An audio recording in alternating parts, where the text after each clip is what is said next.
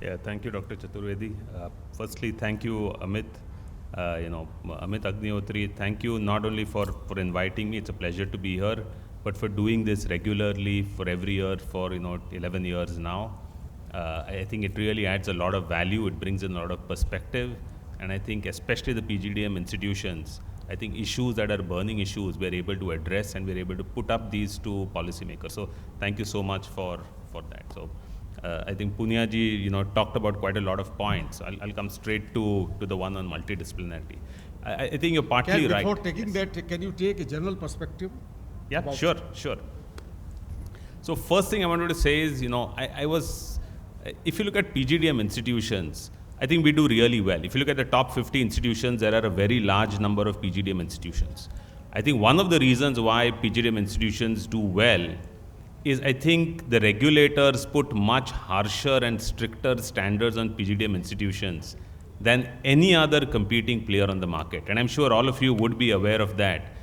So either you are you are an IIM where you compete with unequal resources. I mean, for the same kind of number of students, faculty, and output that a PGDM top institution is able to create, I would think an IIM would on an average be spending taxpayers' money to the extent of 2.5 to 4 times what a top PGDM institution with similar outcomes would be doing.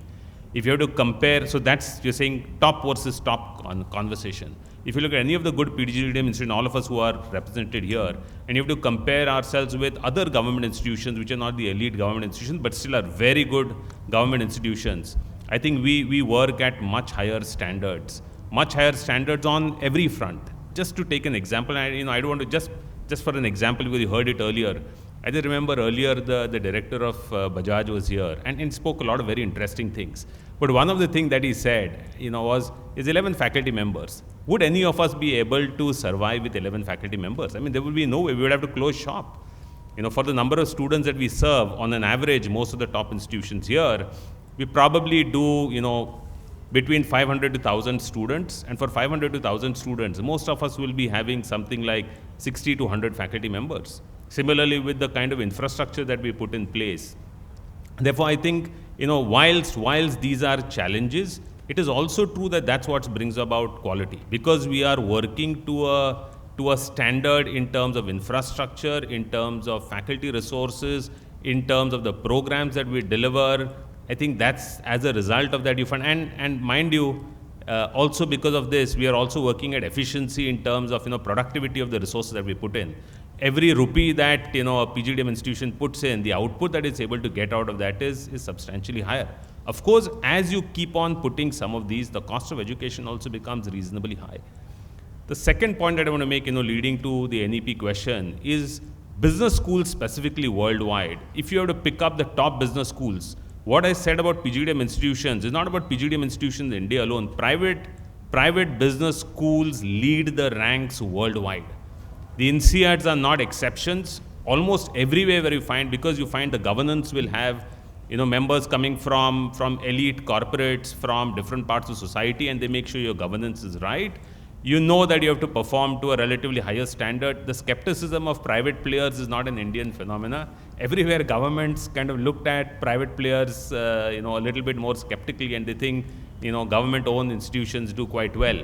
So just like you find that there is divestment happening, disinvestment happening in a lot of the PSUs, wouldn't the same thing apply to education? I mean, I think the right way forward is more and more privatization, but equitable privatization. What I mean by equitable privatization, you cannot expect institutions to perform on an unequal playing ground in terms of the expectations of the kind of resources they put in, the standards they put in, and things like that.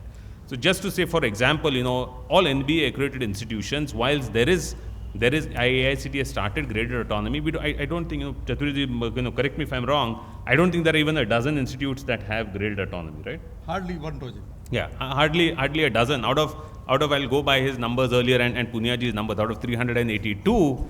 And if you look at in the top 100 NIRF ranks in management, there'll be a much larger percentage of PGDM institutions there. And therefore, why not have the conversation in NEP on Why not PGDM institutions also who are NBA accredited? Why not have also, like the IIM bill allows IIMs which are equivalent in all these respects to give an MBA, why not the PGDM institutions that are of a particular quality? And I think that's a fair question that, NEP should be addressing. Coming to the multidisciplinarity part, I like multidisciplinarity. I think that does make a lot of sense, and it is true that as business schools we do have a lot of multidisciplinarity. Many of the points that Punyaji spoke about in terms of disciplines, it happens in all our schools. So today our schools don't just teach marketing and finance. Technology today drives business in every sector. So I'm sure there is no institute represented here who doesn't have things like artificial intelligence, blockchain, data analytics, and not just one odd course as an integral part in virtually every discipline. So whether you're running a specialized program on banking or on healthcare, on whatever else, human resources, marketing, in all of these today you find analytics plays, artificial intelligence plays an important role, and therefore that is already omnipresent in the way that we do delivery of our program. So multidisciplinarity in terms of educational disciplines, I think they've always been there. 25 years back, business schools were teaching economics and law and statistics and so many subjects that came in commerce. So what Punyaji spoke about is something that we've been doing for a long period of time. However, I do think that, because business schools prepare leaders, I do think leaders don't need to only understand domain. Leaders also need to understand the arts, music and literature and so many other things, because that's extremely important, and that's something I think, should be there. Many of our institutions do this. In the previous panel, when you looked at, everybody spoke about, so many different student-led clubs that we have. That's omnipresent in all business schools. So today we do have student-led, so to say, student-led multidisciplinarity already exists. If I say in GIM we have a photography club and an art club, and we have a standing choir, we had a music band, and we have all of this.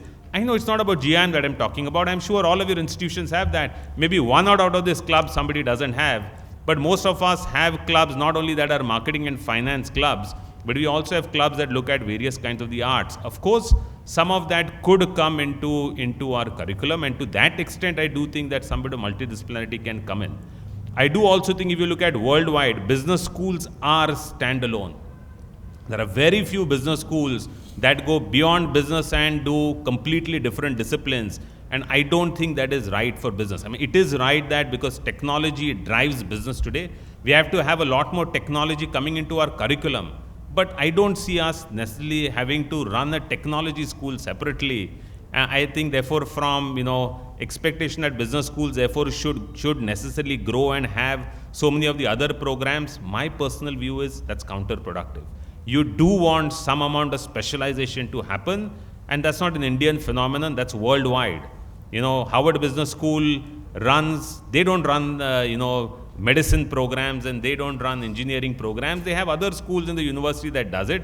INSEAD doesn't run programs outside business. Yeah, you can go slightly beyond business and go back to mother disciplines like economics and stuff like that. That's fine to expect. And therefore that scale up for institutions to look at much larger numbers may be counterproductive. We may lose the advantage that we have currently of specialization. So those I thought were, my opening Thank comments. you, Ajit.